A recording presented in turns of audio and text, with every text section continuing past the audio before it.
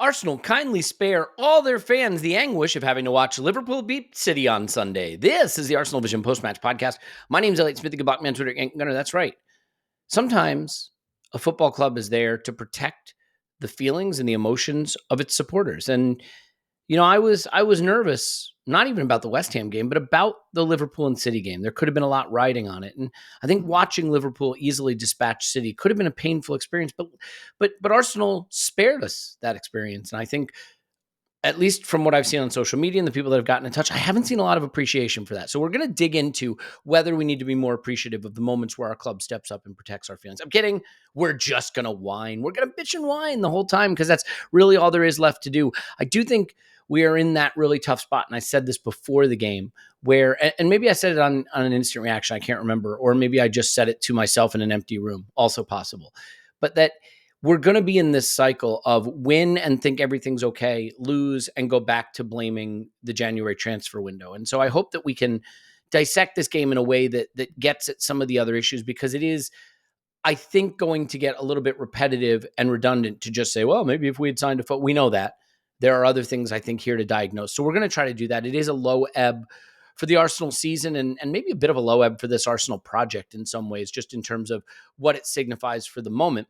So we'll come to that. There's the Forest game on Wednesday, which we'll probably talk about as well. I will let you know that we started our Director of Football series over on the Patreon, which is handy because there is no Director of Football at Arsenal. So it may actually be a job interview as far as we know. Phil did the first one where we pick who we're going to sell and who we're going to buy, and there's a budgetary constraint.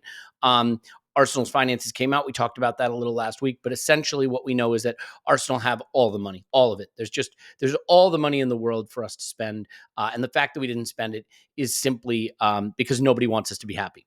So there's your analysis for the day. Let's introduce the men who will try to find another angle at that, if there is even indeed another angle to be found. One of them is Tim. Hello, Tim. Hello there. Apologies to those of you watching on YouTube. I don't have my camera on for internet reasons. Yeah, Tim's camera is off because he is currently engaged in illicit activities that he can't show on camera, which is totally fine, and we support that. He's wearing his Spurs shirt. Just remember that. That's all you have to do. Picture Tim in his Spurs shirt. And here with me now is Clive. Hello, Clive. He had to come on camera. Hello. Hey, bud. All right, so... yeah, first of all, thank you for being here. I know that there are people that just say when we lose like this, they swerve everything. I think there are other people that come for a catharsis. And I think catharsis is about trying to get at explanations without ranting and raving. And that can be a hard line to draw. If you want to hear me ranting and raving, there's always the instant reaction. I did plenty of it.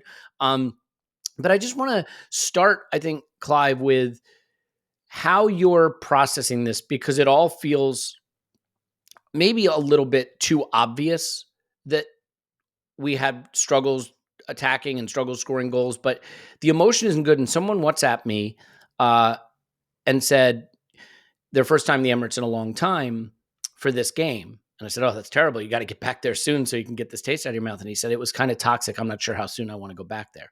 I hadn't heard that. I'm curious how you reacted to this and if you experienced any of what he did in terms of it starting to feel a little bit toxic at the ground at all. Yeah, I'm in a sort of calmer section of the ground, but even there was people that were not happy, you know, and the way they expressed their unhappiness, there were a couple of people that were quite lively, you know, quite aggressive towards the team and the club, but other people normally express their unhappiness in just silence, and because they're thinking this is not working, you know, this is just not working today, and I felt it very, very quickly. You know, literally 5 minutes, I thought, oh, they look organised and ready to go. But I don't like, you know, I'm in the ground now. I'm in the ground for every game. So I have a view of when we're electric and when we're not, and reasons why. In the end, you sit down and you want to watch something. And people can look at the pitch and decide what they're looking at. And then you look at the opposition. And within a few minutes, you think, oh, we're lacking a bit of threat here. You know, here's something funny, just super quick. I take notes as I watch. My first note in this game is 7 minutes was, uh-oh. Yeah. I sent a tweet out on 8 minutes saying, 8 minutes in, why do other teams always look so good against us? Something like that. Why they save their best for us? It's going to be a long day. It's just something like that. I've deleted it because it hangs around after the game and people say, oh, because we didn't play well, Clive. And, oh, okay, let me just delete this because it's no longer relevant, you know? So it just felt it didn't feel right the whole day. It's one of the worst days I've had, and I love my football. I'll go and see if they put anything in the middle of that pitch. I'll go and see it. If they just did, I just love going there. I love going to see the football. I don't care, but it didn't feel right today, and we can go into why. It didn't feel right. The connection between the team and the fans and vice versa wasn't right. I didn't like the connection between the manager and the players. I didn't like the emotional feeling of this day from the moment the game was kicked off. I didn't like it. I didn't feel the intensity and the energy. And by the way, Elliot, we've sat here on defeats and said the players are giving everything. So it's not as if we can't pass this. Do you know what I mean? I didn't feel it. And fans are not dumb. They are emotional. They want to connect to something, and it wasn't there on this day. It just wasn't, and it manifests itself that way later on. Yeah, it felt very clear very early that there was just a lack of electricity to the way we were playing and intensity. And we can get into some of why that is. But the first thing I think we can just talk about is the lineup, Tim. We talked at length about this last week, so it comes as no surprise that I think we felt that he had to go with Marino up front. And Calafiori, I think, made sense in light of the fact that we probably felt we were going to need more attacking impetus. And I think between he and Miles Lewis-Skelly, he's the one that we think adds a little bit of something different to the attack. Not to mention that we play again on Wednesday and asking this 18-year-old Miles Lewis-Skelly to play every 3 days, might not be something we necessarily have to do, given that a big summer signing is fit and available. So I think it was the lineup that most people would have picked. But did you feel similarly, or have you updated your thoughts on that in retrospect? No, I didn't like the lineup. Okay. Paul, by the way, is on board with that. He said in the instant reaction right off that he thought Mikel went with the popular option, but not the right option. Yep, I completely agreed with what Paul said. I completely agreed with Paul's idea that it completely took away the opportunity to try and change the game. I do understand, the kind of, what about just winning the game in the first 60 minutes? But I do think that that's important to have a key change, and I don't think we had it, particularly by starting both those players. I think, look, we're at a low ebb when those are both our chaos subs, but they are. Like, they just are. I didn't like the idea of starting Marino up front. I think I said that on the Thursday pod, that even with the 2 goals against Leicester, those to me look like midfielder goals, right? If you'd showed me those in August, I wouldn't have said, oh, Marino must have been playing up front. They were like almost like deep run goals from midfield. I said on the Thursday pod I'd start Marino in midfield alongside, and have him kind of behind Trossard. I felt I think another, I completely endorse what Clive said, by the way. It just didn't smell right from the beginning. I think I posted on Saturday morning, I would do anything for a filthy 1-0 win, because I just didn't think we were going to be capable of much more. I think part of that was watching what Brentford did to Leicester on Friday night, and that kind of put into perspective our performance there. I think if we're, I say honest, I think most of us probably realised this at the time. The performance last weekend, there are only 2 teams in the Premier League that would have beaten. And we were playing one of them. So we knew we had to pick it up. It's a good point, man. I felt... So let's look at what we tried to do. We tried to go with wing-backs, really, right? So Partey was dropping right between the centre-backs, and we were pushing full-backs up. And I get that. I don't think it worked. In fact, I think it's a big part of the reason we conceded, but I get it. We had to try to do something. So I've got sympathy for that. But I still felt that Calafiori was taking away a good sub. I think a lot of the reason that Clive and I and you all felt that electricity was missing was because in the first 5 minutes, and I'm not pinning this on him because he's literally never played up front in his whole career, even at youth, you could see that Marino didn't know where to stand. You could see like he looked lost, which I completely respect and anticipated. Like, it's one thing attacking across. It's another thing knowing when to drift out wide and create overloads, knowing when to come short, knowing when to, like, he just didn't have any of those movements because he's a 29-year-old midfielder. So that was part of it. I think you could see very early on, like, there's no connectivity up there at all. And I still think I would have preferred perhaps some of even the limper connectivity that I think we had against Leicester. It just didn't produce any threat. And we can go into this a bit more, but I think really West Ham shut our right side down, and we did like Havertz would wander out there. Do you know what I mean? Like to create an overload, he would go out and help like an Odegaard or Nwaneri, and it was clear West Ham shut our right side down, and we didn't have anyone to go and create those overloads. So it smelt off from the beginning. I think we all understood if we don't win this 1-0, we're not winning. And then, West Ham score. And yeah, I think you could see that the crowd didn't come in, understandably, on a high note. And I think it all evaporated very quickly.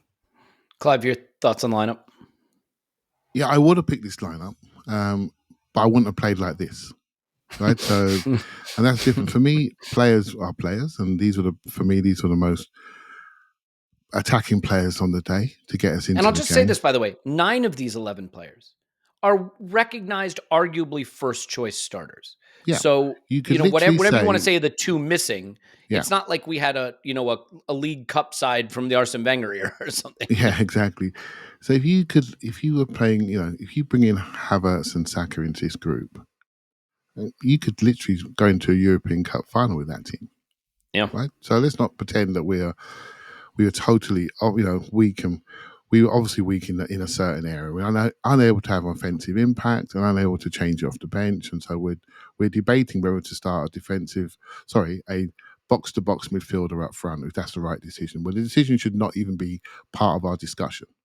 And that should be the discussion. Why are we having this discussion about which left back should start and which holding midfielder should start up front?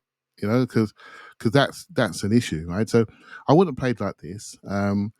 But there are just so many units that are broken up that you're not sure what you're going to get. And so for me, what this really showed to me, and this is where I take it out above and beyond this game, because we were desperate, right? So I believe there are marker games in our history that define our next step of our evolution. And one of the things I've been talking about this year, without getting the words out correctly, has been, have we evolved enough in attack?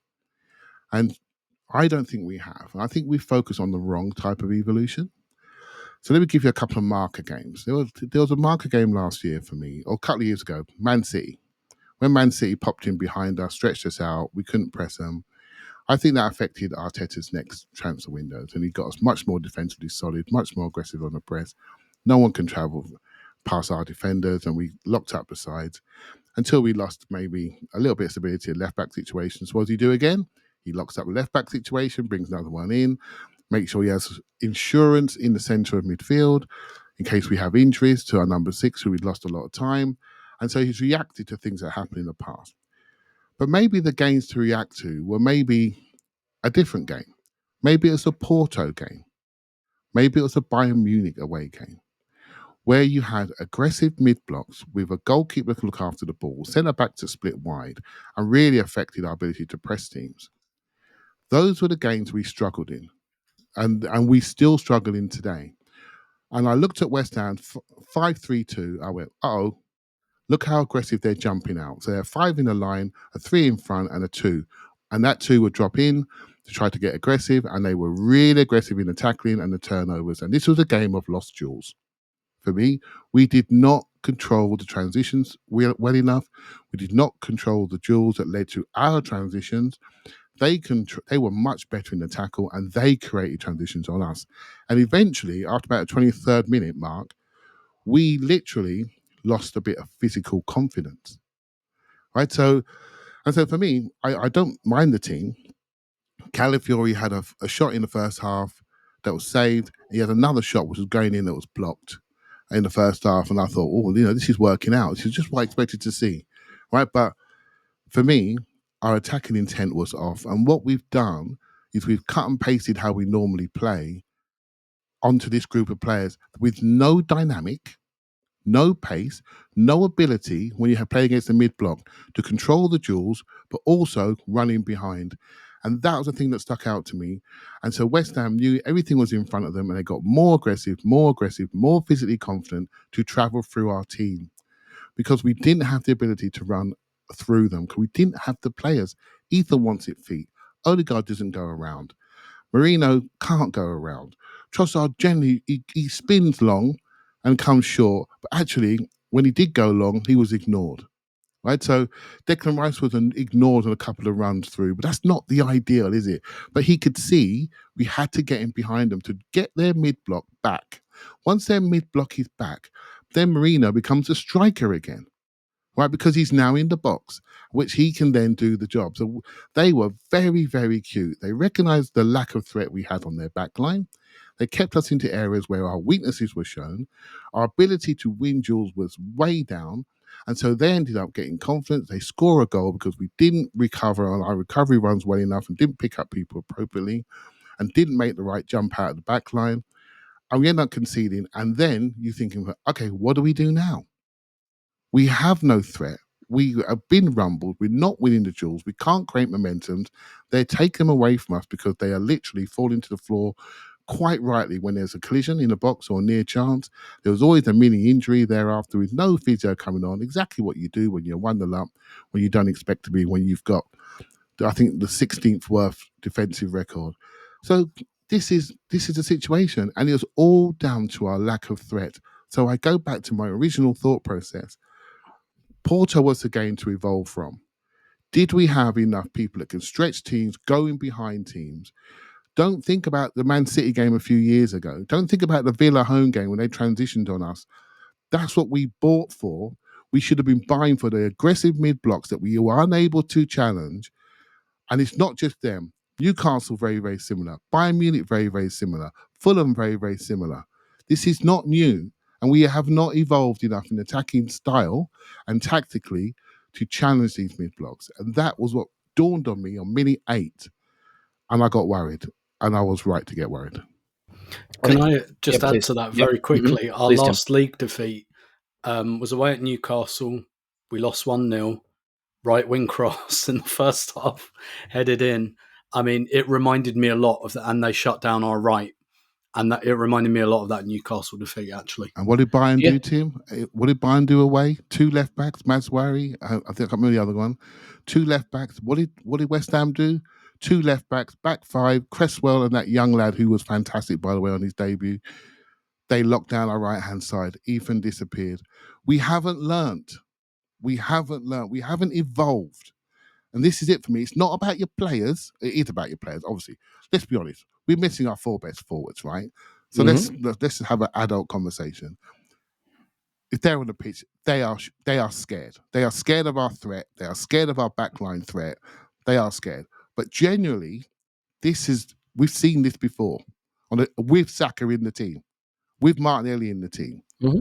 So we need to evolve in a different way to challenge this weakness that we have. That's where I am with it. Yeah, I mean, the other teams get to do tactics too. And Mikel has built a team that is the best defense in Europe. I still believe that. You can look at this game and be like, oh, then why do we concede dumb goals? We still conceded the fewest goals in the Premier League, among the fewest goals in Europe. We're very, very good. Our XG allowed, very, very good. And he built a team that can win the big games, that can beat City, that can beat Liverpool, that can beat Chelsea, that can beat Spurs, that can beat United, although everybody can beat some of those teams these days, so maybe that shouldn't count as much. But the other teams get to do tactics, and the teams that are willing to go 5-3-2 against us, and add wing backs so that they can protect against the wide threat and put a block of 3 in front of their defenders so that we can't attack centrally. I mean, it's going to be tough for any team. I don't want to make it sound like other teams just destroy these 5-3-2 shapes. But the first thing you have to do is you have to get a goal, right? You get a goal and you make them have to rethink their plan. Look at what happened to Forest at the weekend. They got a goal, but once they fall behind, a team like Forest that wants to sit deep and then play long on the counter, they're stuck because plan A is out the window. And you've got to move them around faster. There are things you can try to do. I guess what I would ask you, Tim, just quickly is, if you had to say what you think we were trying to do, what do you think we were trying to do? Because I don't see the game as well as I'd like to. And certainly it can be hard to see on TV sometimes if there's a bigger tactical plan, but I didn't see how we were trying to unsettle that 5-3 shape when we had the ball in possession. So did you see a specific way that we were trying to do this that was designed to try to unsettle them? Not really, other than pushing the fullbacks on and dropping Partey back. But I think first things first, West Ham did really well in kind of doubling and tripling up on Nwaneri, and there wasn't enough around him. There weren't enough kind of overloads being created and things like that. But also, I think one of my issues with us overall at the moment, and it certainly showed in this game as well, is central threat. And that's why I wanted Marino to play in midfield, because clearly we had, look, how did our Leicester goals come about? They're crosses, right? So, of course, what did West Ham focus on? Stopping us getting crosses in the box. They saw Nwaneri drop the ball on a sixpence for Marino last week. They don't want that to happen again. So they were shutting off that kind of corner of the penalty area. And one of the ways in which we haven't quite evolved in attack is having central threat. And actually, I think Marino in midfield can give you that if you do that kind of dual, almost false nine partnership of Trossard there, but Marino kind of running beyond him as well. I think would have been a much better idea. But generally speaking, and I do think the club see this, or Arteta sees this. Like we go round the block and we go out wide so often, but we don't have enough ways to combine centrally. And when I look at the interest in a player like Sesko, like what does he do? Basically, from what I can see on the kind of limited compilations and things like that I've seen, what does he do? He stands at the middle of the edge of the box and he smashes the ball at goal, as far as I can see. So I think Arsenal see that. I think they see that they don't generate enough through the centre. Because even Rice, when he runs around the block, right? He runs from the left side. So, and I get that because, if you keep running through the centre all the time, you'll just bang into people. But we've kind of really neglected the centre in quite a big way. And I do think there's a way, if you have Trossard up front with Marino playing more off him, almost like a second striker, that you generate some of that threat. And that's the stuff that perhaps that's where we've got a bit of an opportunity, the stuff that we don't normally do. But kind of instead, we're playing like, or we played like, Nwaneri is like the second coming of Saka now, so we'll treat him like Saka and we'll keep cut and filtering paste the ball him. to him. Cut and paste, mate. Yeah, absolutely. And I do kind of get that in hindsight, because let's face it, he has kind of showed a lot of that recently, but it was very, okay, Nwaneri, everything went through him last week, so let's put everything through him this week. But like, West Ham watched the game last week. Of course they did. And what do you think the first thing they identified was? Marino's going to be in the area. He worked it out, though, didn't he, Tim? He worked it out. He came over to your side of the stadium for one phase of play, didn't he? He rolled over onto that side because he was desperately trying to get on the ball because he realised he was being shut out of the game. And I thought, fair play to you, mate. You're 17. You've jumped out of the positional map and said, I need to get on the ball. And he created something there. And to your point about Marino, when I said to you I'd have picked this team, I wouldn't have played like this. I'd have played Marino almost like as a really deeper false nine and tried to overload midfield. And because basically he did it once again on your side where he got the ball, turned around and played the ball through to Rice. I thought, there you go, that's a little bit of combination play. But it's very, very little of that. And for me, what we try to do was just do what we always do with players not massively suited for those roles. And Ranieri showed for me he was a little bit immature of his starting position, but I don't blame him. He's a banging shooter. He wants to come inside and receive the ball and go past people and shoot. And he was really restricted out there against a back five with two left backs to beat. Really discouraging from his performance. So for me, we didn't play right with the players that we had. We didn't, and we were limited, very limited in what we ended up doing. Go ahead, Tim. Sorry.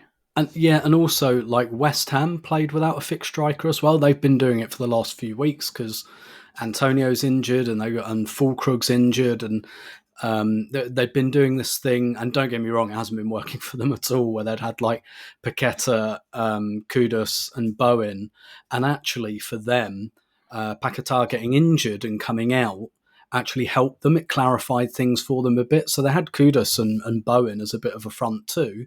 We were excellent. But they kept swapping over. So like when Bowen scores, where is he? He's in the area, like getting on the end of a cross. And so in a way, they kind of showed us how to play. I know it's very different contexts, but they kind of showed us how to play a strikerless formation. But Tim, can I stay with this? This is really good, right? So Tim's nailed it there. And that's what I mean about not playing him as a striker. But the difference is, this is the difference.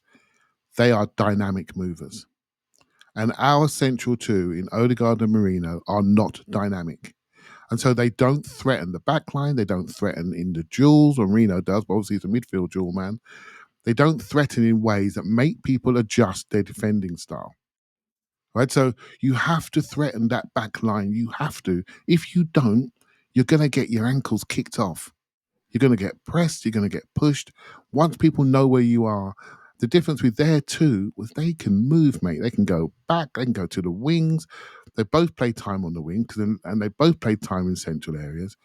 And I thought Kudus and Bowen showed what you can do without a nominal target man striker by playing tight together. But and look, just to be fair to our players, if we were set up in a 5-3-2 and Bowen and Kudus had to break us down, I have every confidence they would have failed to do it. You need space for that system to work. So this is something I wanted to ask you, Clive. One of the critical methods we have of creating threat when we can't create it through our passing movement and combination is pressing and turnovers. And if you think back to the second leg at Newcastle in the League Cup, they were protecting a 2-goal lead. They sat in a filthy low block, and they just played long to a strong, dynamic player who won some duels and was able to hold the ball up and set them away. And we couldn't live with it, really. I think we're going to see this against poor teams in the Premier League that are perfectly happy with a 0-0. West Ham played it out quickly to Kudus, who was excellent in this game, holding the ball up, using his strength. And, I think that in general, he was just very, very good at this. And so I'm worried, Clive, a little bit that one of the critical approaches that we have, one of the critical methods we have of finding goals, which is pressing and recovering the ball high up the pitch and creating numerical advantages that way, is going to be taken from us by the weaker teams that are happy to say, okay, we're going to sit deep. We're going to play long to strong players who can hold it up. And it's up to you to figure out if you can break down our block. So what do you think about our pressing structure and potentially losing that as a weapon in games like this? It's a difficult one because I don't think West Ham really wanted the ball too much, so I didn't feel, if I'm wrong, tell me, I didn't feel it was a game where we could overpress them. The goalkeeper was a little bit ugly on occasions and he got rid of it. What they did, Elliot, for me, is they used Souček as their exit, right? So they used him as an out ball, and he literally looked like that's what they wanted to do. 2 passes at the back, suck us in, bang, hit Souček. And I thought, that's why Calafiori's playing, because he can match him in the air. And so that was my feeling straight away there. So I didn't think it was a pressing game. Where it was a pressing game was in that midfield 3 for them. And then they could press us. And if they win the ball, they're now passing to 2 wing forwards, right? So the forwards are not asked to hold the ball out. They're asked to be in position to receive it, to transition, right? So our ability in this game to press wasn't great. Against 3 centre-backs, it's not easy. Reno's not a sprinter. Odegaard is a good presser, but people can debate if he's sharp enough for that. I think he's excellent at it, but we're a team that does it. Rice was a little bit off on the pressing side of things. I think it's a challenge for us to get around them and get into them. You can't expect Ethan to do it. He's 17, and Trossard got bullied on that side, completely bullied off the ball, and so we were not physical enough in this game to manage their physicality. Sorry, go ahead, mate. No, I was just agreeing with you. I agree. I think that's spot on. We weren't physical enough. Hey, go on, because I want to bring in Mikel quotes as well. Yeah, we weren't physical enough, and I don't often feel that with Arsenal. Let's be honest, like we're the kings, right? We're the kings of the duels. We're the kings of winning the battle. I never look at the pitch and think we're going to be weak here, right? So we brought in a couple of kids, and to be fair, they're pretty strong on the ball. One in particular, so we're never weak anymore. In these situations until this game, and I can't compute it. I can't compute. We were done tactically. We were done physically. We gave them just enough to score. They had 2 shots on target compared to our 2 shots on target. It's probably a 1-1 game. But I'll be honest with you, we lost 2-0 to Newcastle because they got a special forward. And I thought, you know what? We did much better in that game. We lost to Man United on penalties, and by the way, I'll rewatch that. And they were rubbish, Man United. I don't know how we lost that game. But in this game, I got to tip my hat and say we were done. We've based on what we have available to us, right? We were beaten more fair and square than any game I've seen recently. We were beaten. Even the Villa game last year, we lost 2-0. They nicked it towards the end. We were all over them. In this game, it was quite despondent because we could all see this team at this current moment in time is incomplete. And the time to get upset or sad or, oh my goodness, is the day when you think we haven't got the solution. That's the day I've always worried about, when we haven't got the solution to change things or we're reaching for one. And that's where we are right now as a group of fans. We're reaching for a solution to make this better. That's what we're doing. I'm going through systems. I'm doing it and I'm walking around. I'm going through systems in my head, what we can do. But really and quite clearly, we haven't got the right solutions at the moment and we're making do. Yeah, and I think you can combine two things that can be true. And Mikel spoke about this, so I will bring his quotes into it. But it can be true that injuries have depleted us, our best attackers are out, and that is going to have a clear impact on our attacking impetus, our creativity, our threat, and our end product. It can also be true that the 11 players who are out there should be better than West Ham at home, a depleted West Ham, and we should have found more solutions and we weren't at the level. Those two things are both true, and Mikel spoke to that. So I want to bring in some quotes from Mikel. First of all, he said he was angry, and we know he was. I think it was like 40 minutes before he came out for his post-match presser or something like that. Like he kept the team behind for a long time. I think he said one good thing on the team selection. He said, quote, "I would do the same thing. I would play the same players, but when you lose, you get it wrong. The tactics, the intentions, everything. That's what I felt. I have to do what I felt." It's very easy after the fact. I think Clive mentioned it. I'll say it as well. This is the team I would have picked. I understand now why maybe that was a mistake, but I don't think the lineup is why we didn't get the result. On injuries having an impact on the team, I love what he said here. Quote, "I refuse that completely because I'm talking about the standards of the players and the team that we played today, me included 100%. We were nowhere near the levels that we have to hit to have the opportunity to win a Premier League game today. We were very consistent, yes, but football's about what you do today, and today it was nowhere near." And I think that is spot on. And I think, the fact of the matter is the level wasn't good enough, and I think there are a couple places we can go with that. One thing I do want to say, Tim, is like, I've seen a lot of people say, we've seen tons of these kind of performances. I actually disagree. This is a very low ebb for me because this is a performance that goes back to years ago for me. And what I mean by that is I've seen us draw games 0-0. I've seen us even lose games we shouldn't, although not many at home to bad sides. None spring to mind. But like, we drew West Ham at home, right? Or did we lose to West Ham at home? We lost West Ham last season. Yeah, that's right. Good point. So the 6-0 was away, wasn't it? Yeah. But what I was going to say is most of those games, right, the XG was like 4.8 to 0.1, and we just couldn't finish, and there were tons of big chances or whatever the case may be. This was 1.2 to 1.2. We created next to nothing, and we allowed them to get just enough to win. This was an even game on data, and I think you could even say they outplayed us in a way. That I haven't been able to say many games for a long, long time. Mm-hmm. Even, set the Newcastle tie aside because we battered Newcastle in the first leg, and then they had a lead to protect. So I think that's very different. United 10 men, right? We lost in the FA Cup or got knocked out. We battered them. We didn't finish. We've seen a lot of those kind of games, right? Where we should have won it. We should have found a way. I don't think we've played a bad team in a long time where we haven't battered them. And we did not batter them. We did not find solutions. This is our 8th nil game this season in all comps. 8 times we've been held to nil. 5 times last season. You can point to the fact that we set our goals record last season. But it is too easy, and I put easy in quotes, for the opposition to hold us to nil on days when it's not happening for us. And this is an interesting one because I think that this is a better analysis than just pointing to our goals tally. This season, we are 8th in XG. Last season, when I think we were far and away the best team in the league, we were tied 3rd, 4th in XG. The season before, when I really think we could have won the league if Saliba stays fit, we were tied 4th, 5th in XG. And the time before that, we were 5th in XG.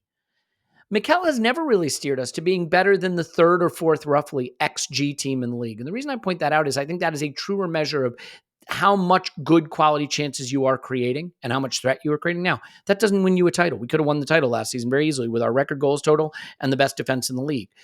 But I think it points to the fact that consistently being a dominant attack has not been who we are under Mikel. And I want to come back to something before we start to get into a couple of the moments. Of course, we'll talk about Miles Lewis-Skelly, but I want to talk about Odegaard.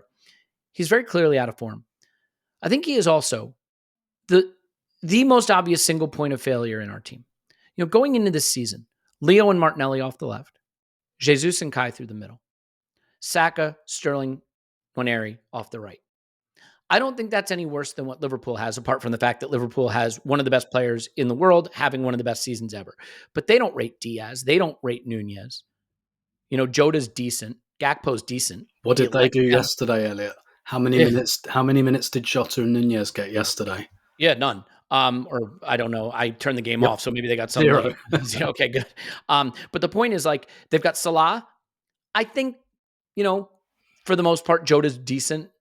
I think Gakpo's decent. Would you take them definitely over Kai and Martinelli? I don't know that I would. Here's my point, though. When it comes to creating threat, when it comes to a guy who can crash the box, a second man in, when it comes to what Szoboszlai did yesterday, when it comes to playmaking, we've got Odegaard, who's he's not like a 10. It's not like we're playing Mesut Ozil there, but we've got Odegaard, who we all rate very highly, I think, and nobody else. Literally nobody else. Mikel wants 6/8s playing 8s. Our first choice 8 started his career at center back. Okay, left 8. That's Declan Rice. And I love Declan Rice. But I just think that we have completely abandoned the idea that you should be able to combine in the center of the pitch, access central spaces in the final third, create threat from that space. And the only player really built to do it is Odegaard. He's clearly off his game, but the idea that he's the only playmaker in the entire squad, unless you want to count Nwaneri there, I just think that is a shame. And Emil Smith-Rowe and Vieira, don't rate them, be my guest. They went, and there was simply no replacing them. So all of this focus on striker and forward, we had 6 or 7 of them, but we had one of these. He's way off form right now, and I'm wondering how you see that zone, because for me, that zone, maybe even more than what's in the box, is a major gap in our approach, in my view. Yeah, definitely. I think, and there are many different ways we can do this and positions we can do it in.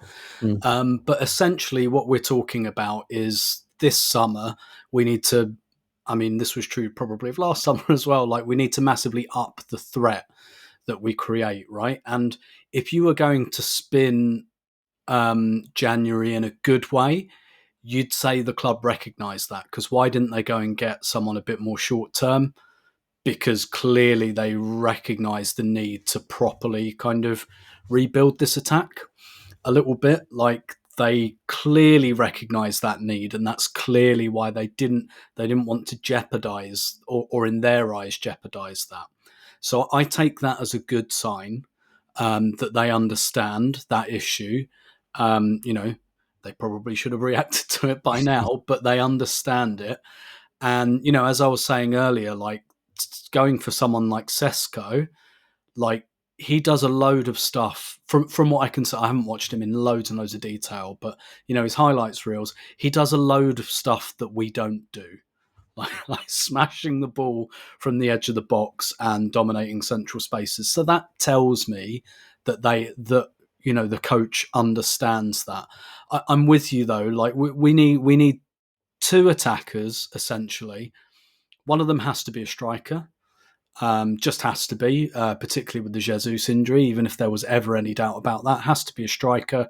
So that striker needs to be a good goal scorer of some sort. And then we need a second attacker.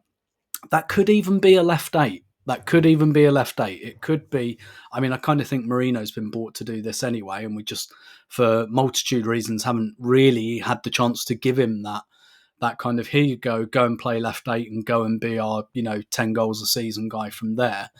But probably a wide player, but needs to be creative. So we definitely need in that attack, we need more creation.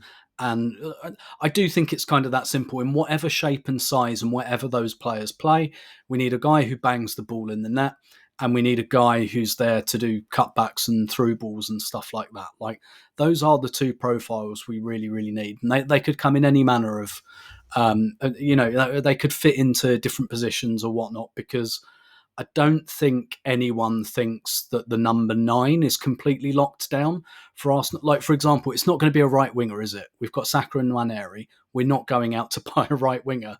But I don't think anyone feels so protective about our options from the left that if we went out and got a good left winger, that anyone would be like, oh, how are we going to fit him in? And the same at left 8. I don't think there's anyone there at the moment that makes you think, oh no, he's immovable there. If we buy a striker, I'm sure we would revisit the Havertz in midfield thing, and that, hopefully creates more threat for you. But that's how I'd frame it this summer. Threat is what Arsenal need more than anything else, and that probably needs to be a mixture of maybe brute force, a little bit of kind of end product, but a little bit of creativity as well. And I definitely agree that we've probably gone a bit too far on the whole, like, just completely ignoring the center of the kind of edge of the box and central spaces. Yeah, you have to make some choices that potentially open you up to more threat than you might want. And, whether that's Liverpool leaving Salah high and letting games turn into basketball a little more, but having more direct attacks, or it's playing through the middle. I mean, with Szoboszlai and McAllister, and having more access to those spaces, players who will take shots from the edge of the box, players who, have a more creative and attacking oriented instinct than a Declan Rice. Because for me, Clive, look, Declan Rice was miles off it in this game. There's no excuse that was given. Not excuse is the wrong word. My point is, like, no report of an injury or anything other than just an off game. There's no report of anything other than that. And Martin Odegaard continues to be way off it. And so when two of your best players, especially in the absence of the other players, are this poor, you're likely going to be pretty poor. But I also continue to feel that this approach, while it has made us one of the most defensively solid teams in the world, one of the best out of possession teams in the world, I don't know that it's always an approach that's going to work when teams are able to get into a nice 5-3-2 shape and put the onus on us to break them down. So what do you think about that, how we use our 8s and the form they were in on this day?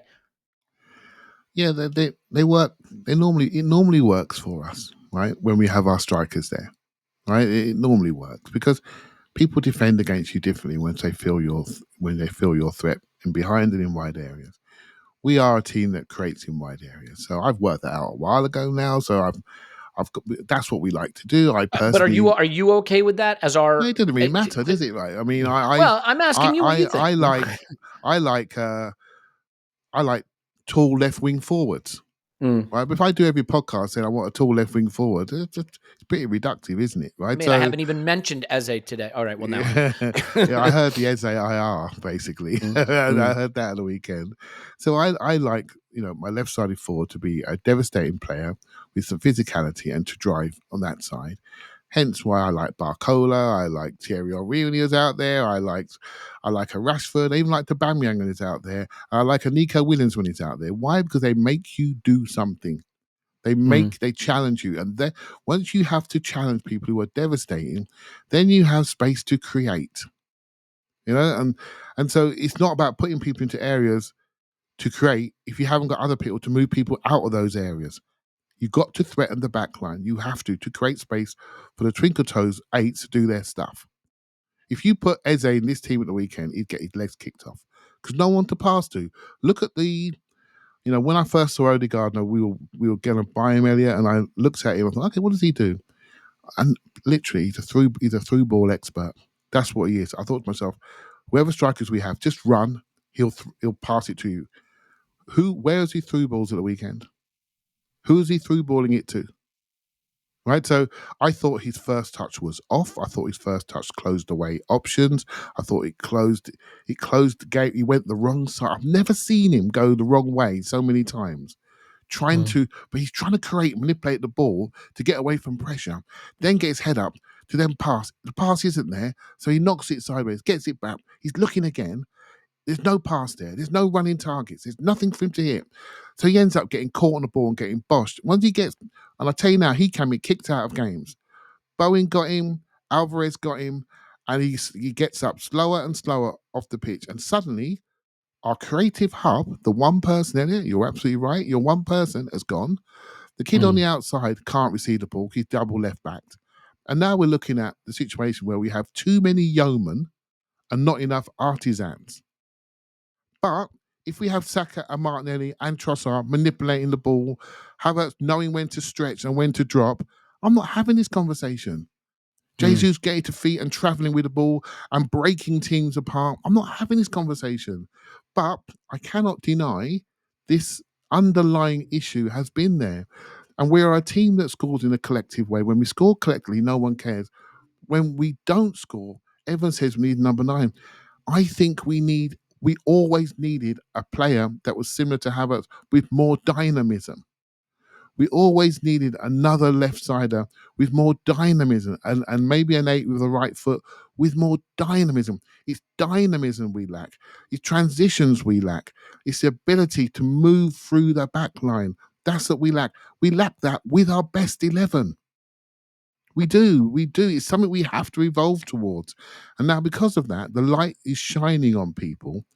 And I used this word at the weekend, I'm going to use it again. The light is shining on the remaining pillars of the team that we have. This team has major pillars in it that support its play style, that supports its game model. Our goalkeeper, major. Our 2 centre-backs, major. Bukayo Saka, major. Havertz, wherever you think, he's a major part. He's our top scorer, and he's covered the 3rd most kilometres in the whole of Premier League. That tells you what he does. He's a major pillar.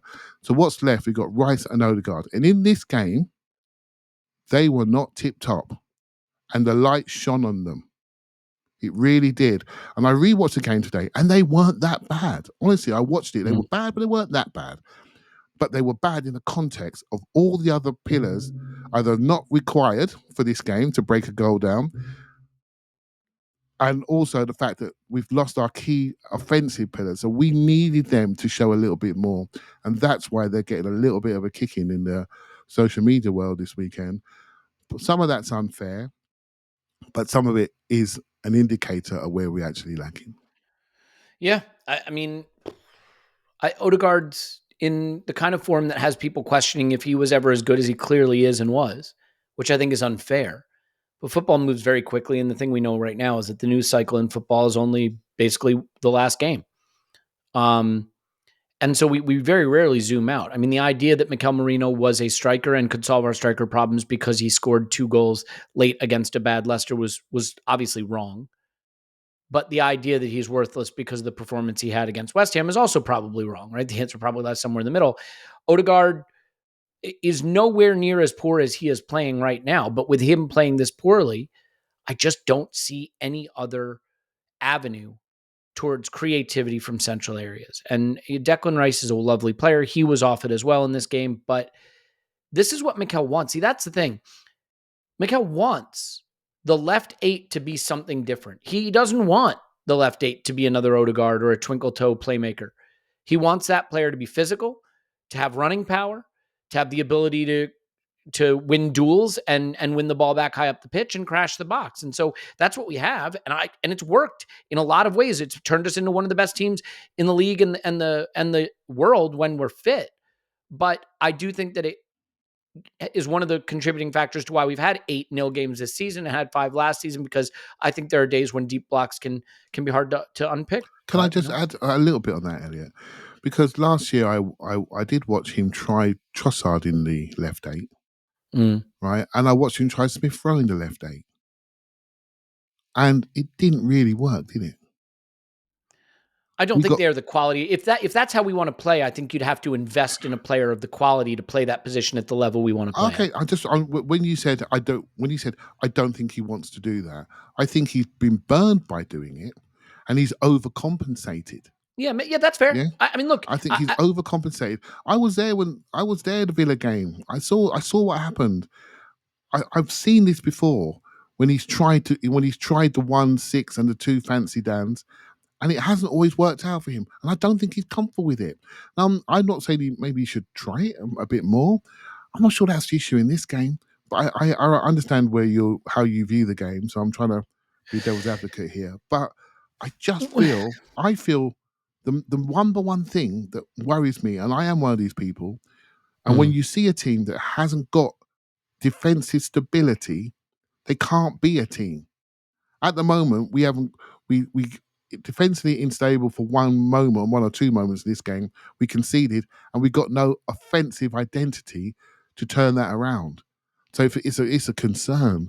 I think he's prioritized to make sure we could dominate games and dominate territory, and he has not prioritized enough what I call insurance under his primary game model. If Havertz is your centre forward, make sure your insurance policy is another 6-foot bloke that can play up there. If Saka's your key creator on the right-hand side, make sure you got another sprinter that can do the same thing and stretch the play. And the same on the left. If that's how you want to be, I'm absolutely fine with it. I love watching it. I love it, but underpin it. He has taken what he has done for me, and he's done this because he has to do it in stages. He has created an insurance policy in the defensive part of the team because that burned him, as I said earlier, and we haven't got the offensive insurance policy that allow us to maintain the same game model week on week. And look, one thing that I do want to acknowledge is your superstar player can make your plan look great. Thierry Henry makes any tactics look great. Mo Salah is making Slot's plan look great. Szoboszlai and McAllister are good players, no doubt. Who assists the goals for Liverpool? Is it their 10s? No, it's Salah. Who else assists the goals for Liverpool? It's their right back. It's not their 10s. You look around world football, who's the assist king for Real Madrid? As much as anyone, it's Vinny. That's where their threat comes from. Where does the threat come from for Barcelona? It's their right wing. It's Lamine Yamal, right? And don't get me wrong, they have Pedri and Rafinha's playing great. But I think we're actually seeing a bit of a transition to where the assist kings, the goal kings, the real threat kings are the tricky players off the wings, off the edges, running into channels, isolating fullbacks. It's safer there, isn't it, Elliot? It's safer. If you lose the ball centrally, you're in trouble. There's a moment in this game when Gabriel got the ball on Tim's side, and it was a bit early, and he couldn't see a runner, so he tried to force it. So he forced the through ball down the left-hand side, and they got their first attack, and Souček got a header, and I thought, I can see why people don't go centrally, because you suffer for it. They've got a 5 narrow in a 3-2. If you go through that and you get countered, you're in trouble. So where do we go? We go wide. People offer you wide areas. Then you must have the ability to hit the zone 4, either hit the area with 3 people who can do something, or you've got to have people who can beat people on the outside. We haven't got that at the moment. So we look stagnated. And it doesn't help when, your primary creative player is so off form. I mean, I thought when Nwaneri played some nice 1-2s with Odegaard where the 1 happened and the 2 didn't. I think Jurrien Timber is a sensational player. And 1v1 defending, he's as good as it gets. Do I think he's as good in the final third on the ball as Ben White? I don't think so. Not exactly. And Ben White almost got us an equalizer from a really nifty Martin Odegaard backheel. You could see the combination play there. It is easy to throw the baby out with the bathwater on days when it doesn't work, when you're missing some of your best players, and your best players make you look a lot more creative. I will say that Liverpool, for example, I think are willing to turn the game into basketball if it needs to, because they know they can win a basketball game. And so you're right, losing the ball centrally has consequences, but one of the consequences of it is maybe you tease the other team out. Maybe the game gets stretched. I think, just as a final point on this, like the party, the subs, taking Rice off. Look, I understand taking Rice off because he was miles off it. But there's a part of me that says, you bought Declan Rice. Declan Rice is one of the unique space-eating central midfielders in football in terms of ground coverage and what he can do to recover space, help cut off counterattacks, collect the ball, and then carry it back through space, into the area of threat. You could take Partey off because you don't need him in that situation, and drop Rice back and bring Sterling on and move Leo or Nwaneri to 8. And now you have a front 5 of Marino, Leo, Nwaneri, Sterling, and Odegaard, right? You have 5 attacking small space players in that final third, and you have Rice behind it to do whatever needs to be done. But instead, we took Rice off for Zinchenko, and we're going to come to this. I gotta read some ads here because it's way too late, and I want to talk about that decision because it had me cocking my head a little bit. We also have to talk about the Miles Lewis Skelly thing, so a few more things to cover here, but I'm way overdue to tell you that if you want to start a website, you should just use Shopify. If you want an e-commerce site, you should just use Shopify. Shopify is a platform that makes it easy to create websites that look professional. And in fact, the number of huge e-commerce companies using Shopify would shock you. It is the e-commerce platform of the internet. It is really that simple. I think one of the things that's intimidating when you're an artist and you're like, I'm just an artist. How do I sell my art? Because dealing with things like taxes on sales or shipping or checkout, or how do I process credit cards, or how do I get my site to also sell on Instagram or Facebook, whatever the case may be, those things are tricky. You're an artist. You're not an e-commerce business manager. Shopify becomes your e-commerce business manager. It says drag and drop, put in the images, describe the product, say what you want to sell it for, and let us take care of everything else and make it look as good as a Fortune 500 e-commerce retail site. So it is easy. It is click and drag. You will absolutely love using it. How's established in 2025 sound to your business? Has a nice ring to it, doesn't it? Well, sign up for a $1 per month trial period at shopify.com/ArsenalVision, all lowercase. Shopify.com/ArsenalVision to start selling with Shopify today. That's shopify.com/ArsenalVision. Do it now. And this podcast is sponsored by BetterHelp. BetterHelp isn't online therapy, it's therapy, right? This is an advertisement from BetterHelp because this is a chance for you to engage in therapy. And I can say it as simple as this: therapy is something everybody should do. At some point in your life, you should go through the process of understanding how to talk to a professional about what's on your mind and work through those things, whether it's crisis, and I hope it's not crisis for you, or whether it is just wanting to work through the issues that hold you back. And those could be anything. It doesn't have to be a crisis. I think one of the problems is, waiting to see a doctor till you're in crisis is a bad idea, right? Never getting a checkup, now something goes wrong, it's a crisis, harder to fix. Same thing with your psychological state, your mental health. If you take care of your mental health early, you have a chance to stop it from reaching crisis. This thing, you do camera on, camera off. You don't have to get in a car and drive there and then drive home, or find a place that's 20 minutes away and do I have the time? You can do it from your home on your schedule. It is a phenomenal way to access therapy. With over 5,000 therapists in the UK, by the way, already, BetterHelp can provide access to mental health professionals with a diverse variety of expertise in mental health. Discover your relationship green flags with BetterHelp. Our listeners get 10% off their first month at betterhelp.com/vision. That's BetterHelp, HELP.com/vision. Do it now, Clive? Is that enough of that? Indeed. Not it. Okay. Tim, so this is the thing. Right now, Rice is having an off day, and in my mind, I'm like, all right, drop him back. Get another 10-type player in a 10-type zone and just be able to play that small-sided game more. We didn't do that. We went for Zinchenko. We also went for Miles Lewis-Skelly instead of Calafiori, which I understand. What did you think of that switch? Zinchenko is a player I think we've all hypothesized could play in that zone and has played in that zone for Ukraine, but we've never seen it before. So it felt like a weird time for him to give it a try. Yeah, it was. I'd like to preface it slightly just by sticking up for Odegaard a bit, because he was on my side in the second half. And honestly, I didn't see a big difference in him in terms of, I saw him trying to do everything like he always does. What I saw was the network around him was so different. And it's completely understandable, and not only understandable, right, that we're not like getting stuck into Nwaneri because he's 17 and we're realistic.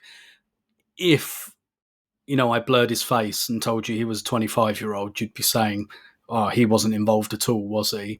And so I think Odegaard's picking up a little bit of the slack for that. And to your point, when Ben White comes on, Odegaard finds him and we nearly score. Like, I think the scenario around Odegaard changed. I think he was fine. Anyway, on the substitution, I have to say, I was so convinced that Rice was injured at the time of the substitution, because not only did he come off in 55 minutes, and he did seem to have a little bit of a limp, but that substitution was ready to go on 49 minutes.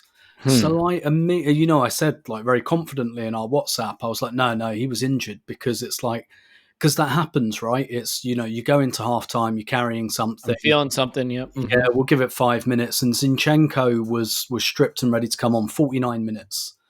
And that tells me, and we've heard nothing about an injury since, that tells me that this was quite an emotional substitution. That this, and we have seen this from Arteta. Like, I see it a lot because I'm directly opposite the dugout, and I can see when, like, particularly because helpfully he wears all black. He's very different. He's very easy to pick out the corner of your eye. And I've seen him a few times, like when someone's not doing it or someone's like not gone for a ball, and he frantically waves to the substitutes and just says, yep, come over, on you go, type thing. He did it to Sterling in the Palace League Cup game. I think Saka came on actually in that game. It's like there was one ball, Sterling didn't track back, and Arteta just went, Saka, over here, you're on, like that. So I do think he makes these slightly emotional substitutions sometimes, and that felt a bit like that to me. And I think it was potentially a little bit hasty, but I don't know what kind of conversation they had at half time. Like it if I was going to predict or speculate, I'd say maybe he said to Declan Rice, look, come on, Declan, I really need you today. You need to do better than this. And when it didn't happen after 5 minutes, he was like, right, I'm hooking you. If that is the case, I think that's harsh, because I think Declan Rice would be very fun. I mean, I don't know what the line would look like in terms of like players I'd accuse of not putting it in first. I can't think of any in the squad really, but Declan Rice certainly wouldn't figure in that. So, maybe like playing against West Ham or whatever affected him. That's possible, but it struck me as a very emotional substitution, not least to put Zinchenko there, who he's never, ever played there before. And to bring Zinchenko on at the same time as Lewis Skelly struck me as a bit weird, because they both play in the same areas anyway. So that struck me as a very irregular fit. So I didn't really understand that substitution. And I guess I'm projecting a little bit that maybe Arteta made it emotionally, and I do wonder if that's something that he'd go away and think, maybe I wouldn't do that this time round, or I wouldn't make the double sub at that time. I felt that was a weird one. Yeah, Clive? Yeah, in the IR, I said some things. I thought, maybe I got it wrong. I felt we lost Declan emotionally in this game. I didn't like the emotional state of the whole team, the whole ground. I didn't like it. I said it. I can say what I feel. And I totally agree. That substitution was for me. Let me tell you my little theory then, because I agree a lot what Tim said there. Was, mate, the two people that were most involved in conceding that goal got a rollicking at half time, and they got given 5 minutes. And I don't think they had a chance, basically, because he was still mad. And he took them off after 10 minutes. Right? And I looked at the game today. I watched the game in detail today to see how they were after halftime. Calafiori's game slightly fell apart. So the last memory you have of him is giving the ball away a couple of times. Right? So you're thinking he played really, really bad. Well, actually, he started the game pretty well. Declan Rice, I really studied it. I really did. He missed a couple of through balls, and his normal stuff. He wasn't springy, but he wasn't that bad. But he was involved in the goal. You can decide where you want to put the blame. And I think he had the manager, and he went into him, then he pulled him, because I think he was. I personally think Rice was affected by the whole emotion of the day, particularly to take that corner, Tim, in that side. In fact, West Ham fans, it was a very good call. He scored thereafter. I wish he had done. It would have been a major moment right in front of them. But I think he was slightly affected. That's the only thing I can think of. So what I saw and what I felt was what happened. And he came off, and it didn't feel wildly the wrong thing. But what I will say, though, Zinchenko coming into that position, something that we've all sort of spoken about, why don't we think about using him there? And much like in this pre-season when we had to look at Ethan out wide, we made a decision to move on Vieira and Smith Rowe.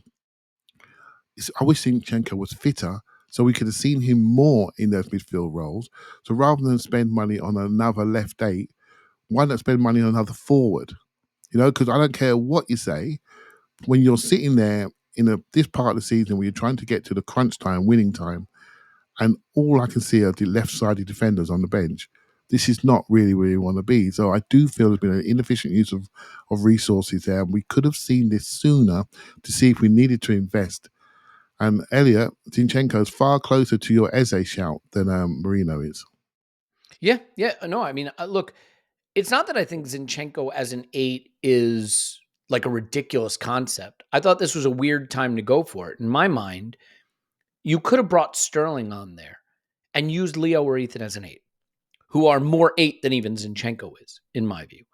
And I still think it's a control thing. It's not wanting to be vulnerable. Now, ultimately, that maybe winds up looking smart because we wind up getting sent down to 10 men. But I actually think if Rice had moved to the party role and Party had come off and you bring on Sterling, that could have also helped down to 10 men. But you don't predict that that's happening. I thought Calafiori was probably overly criticized. Look, Wan-Bissaka had a reasonable day against him, getting crosses in. I don't think Calafiori did great for the goal. I think Declan Rice was punished for the goal a little bit too by being taken off. And my attitude with the Rice thing on the goal is simply, you lost the ball. You tracked him all the way back into your box just to not get touch tight. You know what I mean, Clive? Like, you went all the way back. He couldn't find him. Yeah. As he was running back, he kept looking over his shoulder. Where are you? Where are you? And Bowen was right in his blind spot, like you're like on the motorway, and someone's trying to. Where is he? Where is he? And Bowen stayed in his blind spot. He kept looking for him, And the moment he looked back at the ball, Bowen nicked him behind him. You know, and I don't want to put the blame on him. I thought it's a smart movement. And I thought, Calafiori, what he's got to do, we know he's not a good run-back defender, but he's a very good run-forward defender. By that, I mean he really presses on the touch. And if anything, he's not as aggressive as he was when we first saw him. I'd rather him be aggressive on the halfway line and stick him in the advertising hoardings than step off, until now you need to have really sharp feet, because now you're in the fullback area where Timber and Miles are better. People that can move laterally side to side very, very quickly with a low centre of gravity. You're really a centre back that plays wide, so you need to be a centre back when you're higher up and go into people and go through them and take the card. He didn't do that, much like Kiwior didn't do it against Bayern. Do it early. If he skins you, at least you're going to affect his touch, and Gabriel can sweep around. But he didn't do anything, and in the end, we were comfortable being. We were comfortable, but we weren't comfortable. We had the numbers, but we were standing in a line, and they did it. It's a great cross, and it's a very good goal. I was shocked when it went in. I was shocked it got past Gabriel. I just couldn't believe it. But seeing it again, it's a really good cross. This isn't a smash and grab either, in my view, because there were a couple of other good crosses. I mean, Bowen had another header that he could have found the top corner with. Actually, I think he did poorly there, so we got away with that one. There was another cross that flashed between the keeper and the defenders and went past the far post, and they didn't get a man on it where they could have. I don't think this was a smash and grab particularly. It's not that they created a ton, but they created a few good openings to score a goal and got one.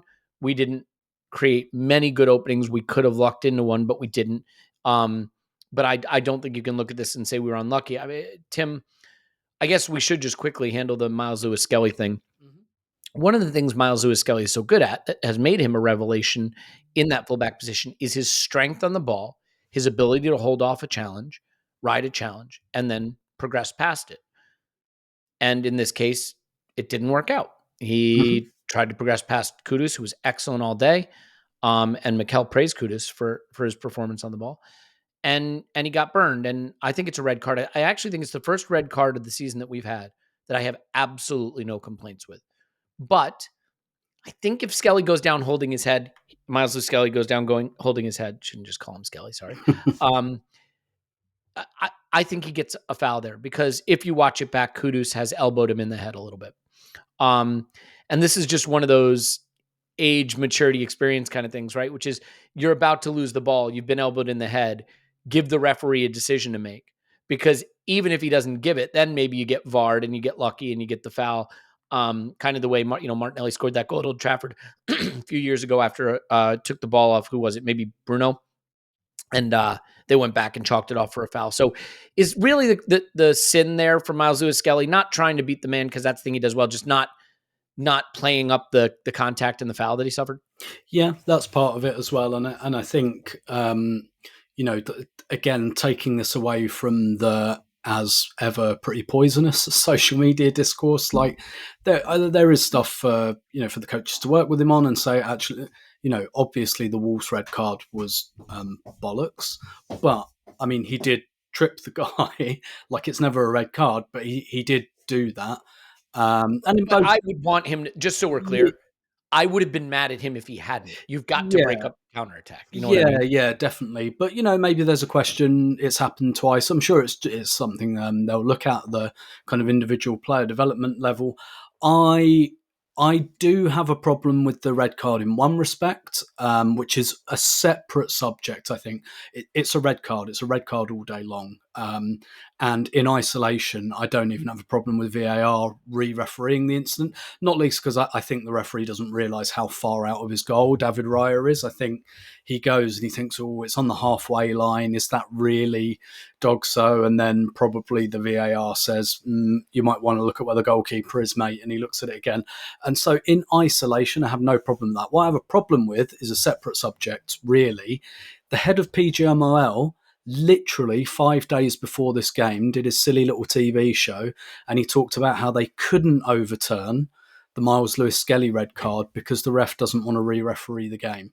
So I think, and again, like I said, it's a separate subject. I think there is a problem with the head of PGMOL being so fame hungry and just communicating completely contradictory messages.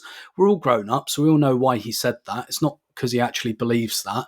It's because his silly little TV show is about him getting on camera a little bit, which he loves, and it's about let's just twist everything to justify the decision.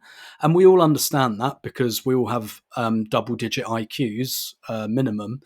But I almost feel like we let that wash over us now because he's so bad at this job and he's so dumb that we've probably come to a sensible place of ignoring it. But like, if I'm a coach or a player and as a fan, I'm sitting here, I don't know what's happening anymore with this because the head of PGMOL keeps communicating completely contradictory messages. So I don't know. So when it happened in the stadium, I was furious because I was like, hang on, you said on TV 5 days ago that this is not what VAR is going to be used for, and now it is. Like, I'm fine with it being used that way. I think it should be, but I do have a problem with just completely not understanding what the threshold is. But it's definitely a red card. And the other thing I'd say, Elliot, with and Clive, maybe you can back me up here with the goal and the red card. If the stadium was like a ball and it was a bit flat at kickoff, the goal was a pin and the red card was firecrackers, whatever makes a ball explode. I don't know. And you could see it in the team as well. Like, yes, the goal was scored. There was Tim. My note right after the red card is team looks miserable. Yes. It was palpable. Yes, absolutely. The goal, there was that sharp intake of breath and that, like, at best, we might draw this game 1-1. And the red card really just completely took it out. And you could really see it on the players, like particularly the 5 minutes after the red card. I think you could see that air of resignation crept in and that, God, not this again. And I don't even think anyone had the energy to like contest the decision or, not that it was contestable in and of itself, but that doesn't usually stop football players doing it. But there was an air of, oh God, not this again. And I think that was like, don't get me wrong, another reason I'm not hugely upset about the red card is because I'm not sure how much difference it actually made to the game anyway with 11 players. I think we still lose 1-0, to be honest. But yeah, it put the seal on things, put it that way. Yeah, Clive? Yeah, Tim says about the emotional state. Well, I spoke about the emotional state earlier on that, and I don't know why. I've got a theory as to why. I didn't go to Leicester, obviously. Tim, you were there. And the Leicester game from the SETI left me so excited because I thought potentially we found a solution to scoring a goal. Yeah, and we found a 17-year-old that just had his breakout game. I'm thinking, oh, you know what? Maybe we're going to be all right just till Saka and Martinelli get back. So I was so excited. What I didn't realise was how bad that first 70 minutes were. And I sit next to a guy, Trev, who went to the Leicester game as well. And he said, it's just like Leicester.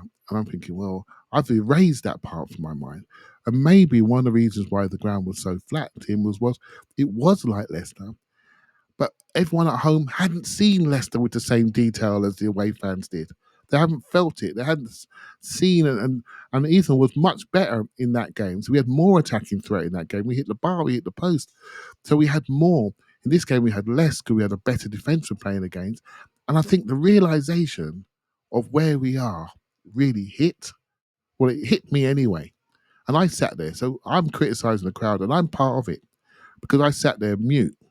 Right? I didn't say a word. I was thinking, this is not good. Right? And so, yeah, I think the realisation of how incomplete we are really did affect the emotional state in the ground. Yeah, I think that's right. It was the red card, interestingly, like I think Miles Lewis-Skelly does the right thing, by the way, taking him down, right? Like I'd rather be down 1-0 with 10 men at home to West Ham than down 2-0 with 11 men at home to West Ham.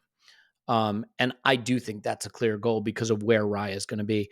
To Tim's point, though, Tim, I mean, like we saw, and we don't have to go back over this. I'm just going to validate your point about the refereeing, is that we saw it in the Everton-Manchester United game earlier that day when they re-refereed the penalty decision. I don't think that should be a penalty. That's just me. I know a lot of people disagree. And I do think that should be a red card. And I think VAR correctly intervened in both instances. But that's not what VAR has been doing, and that's not what Howard Webb has said VAR is going to do. So the question is, should the goal of VAR be to get the decision as right as possible? Or should the goal of VAR be to only intervene if there's a clear and obvious error where the referee's gotten it massively wrong?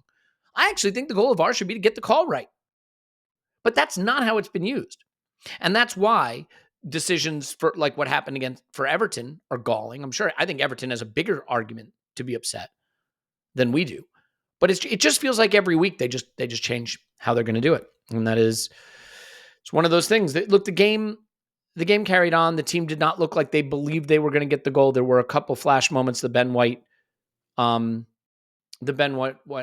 thought that was going in. I expected it to hit the post or the side net and go in. That was a nice shot from a nice little move from Odegaard. But really, if you look at the numbers, I think we outshot them 11-1 in the second half, and I don't think we had a shot over like 0.09 xG. Maybe we had one I'm not thinking of, but it was not a lot of good shots, and even the urgency didn't feel right.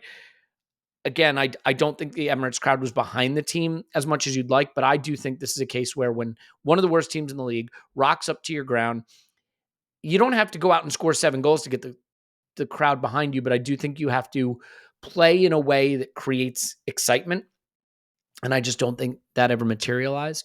Tim, did it leave you cold then with the Liverpool City game? I saw some people say, now I hope Liverpool beats City because it'll make the loss to West Ham hurt less, make it feel less like we've lost something. I mean, I see that as title over. I know you've been saying title over for a long time.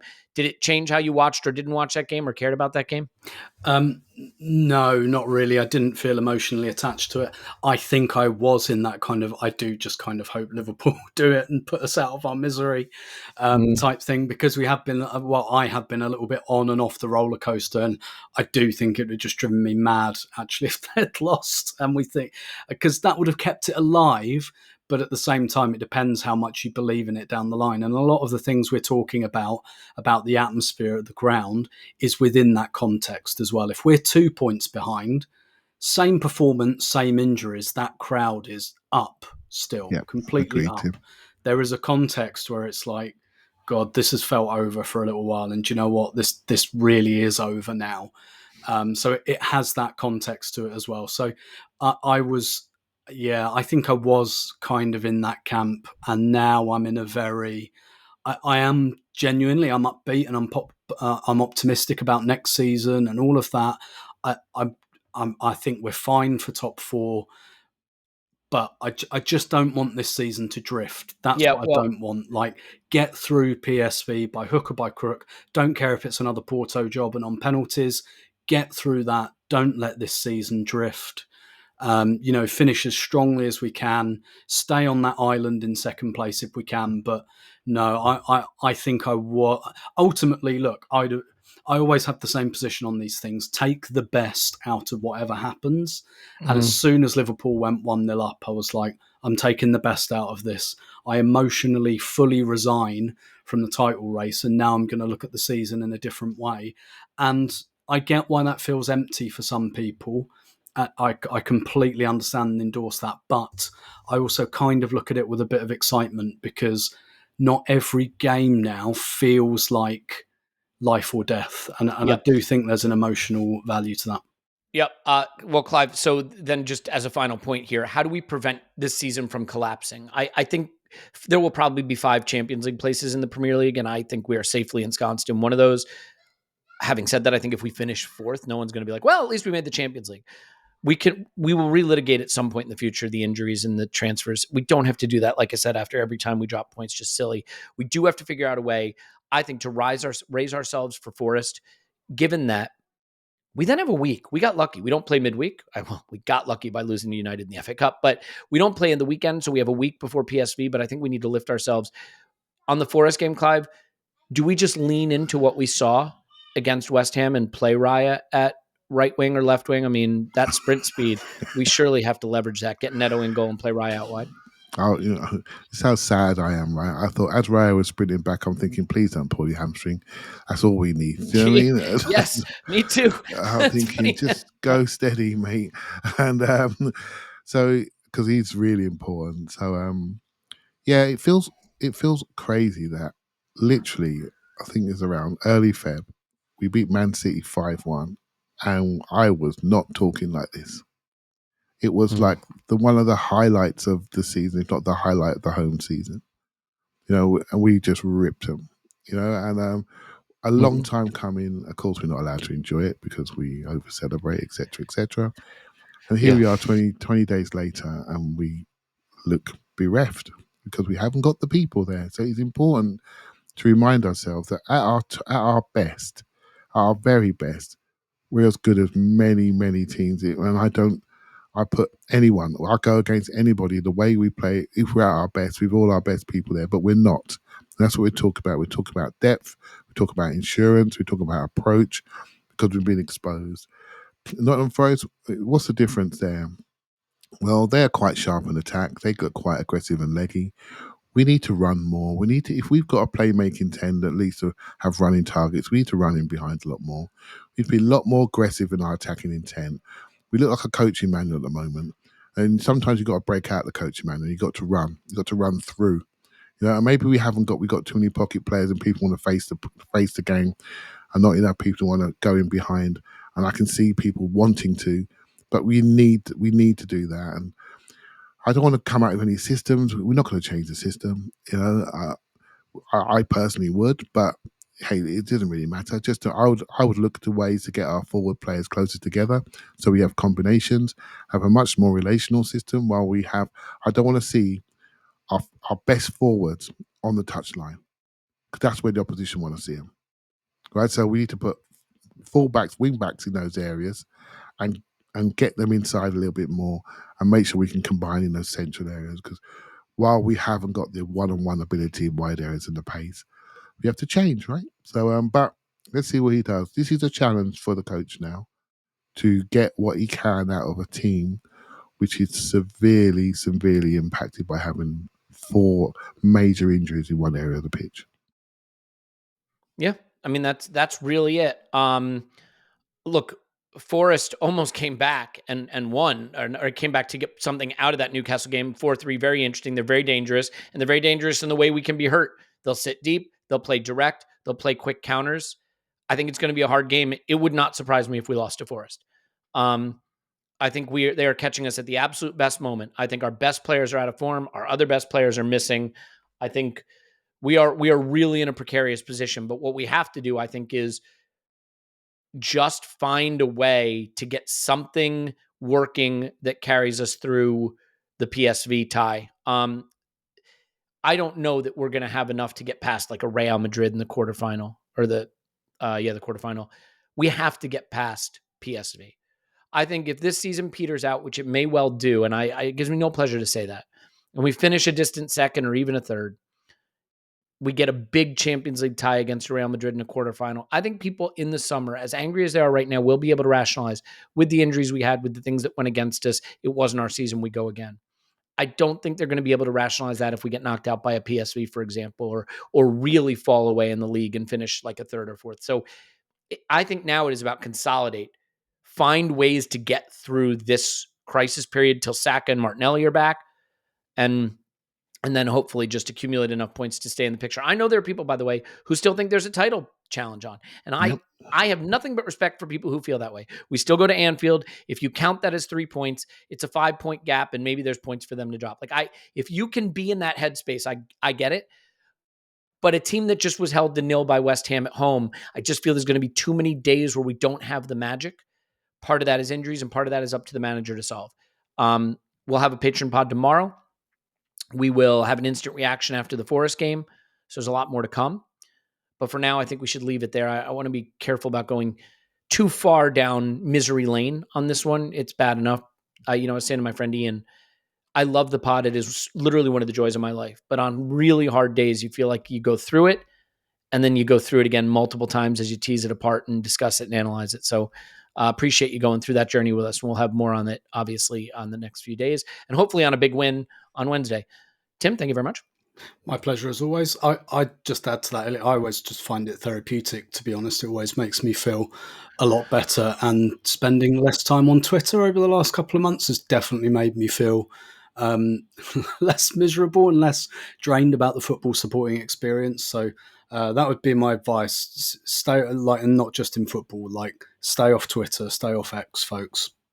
It is definitely the case that the most hysterical reactions are amplified by algorithm in those spaces. And so I'm not saying that people are wrong to be upset, but to your point, Tim, I love hearing what you guys have to say about this, because I do go to a hysterical place emotionally at first.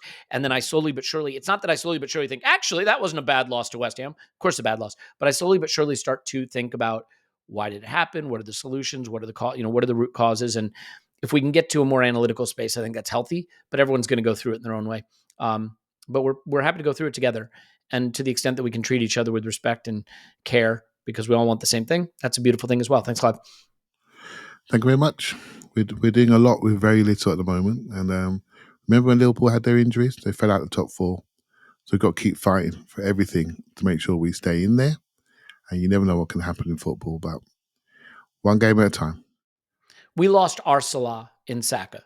Does anyone think if Liverpool lost Salah, they'd be anywhere like we're there? I mean, if it's so reductive, and nobody wants to hear it because they're not in the mood. If you just swap our injuries for theirs, we know how the table looks.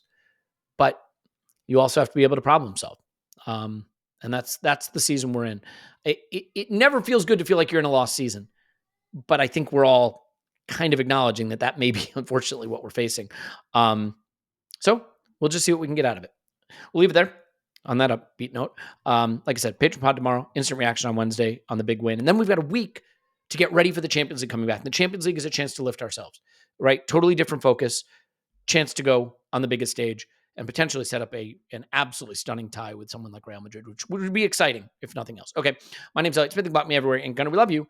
And we will talk to you after Arsenal 10. For Arsenal.